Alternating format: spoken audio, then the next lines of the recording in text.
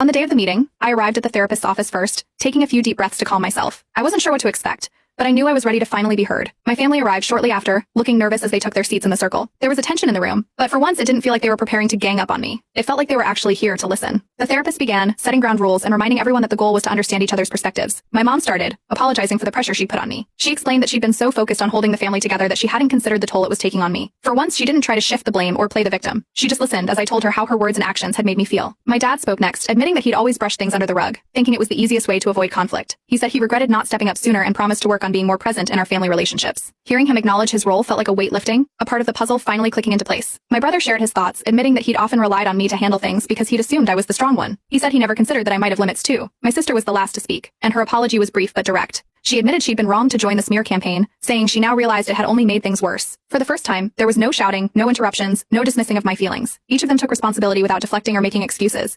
I could see that this wasn't an attempt to get me back on their terms. They were genuinely trying to understand. When the session ended, I felt lighter. We weren't a perfect family, and we probably never would be. But for once, I felt seen and heard. I left the meeting with a sense of closure I hadn't known I needed. Going forward, I decided to keep contact limited, with regular family therapy sessions as a condition. This way, I could keep my peace while allowing a cautious rebuilding of our relationship. It wasn't the ending I'd expected, but it was the one I needed. I was finally free to live life on my terms, with boundaries firmly in place.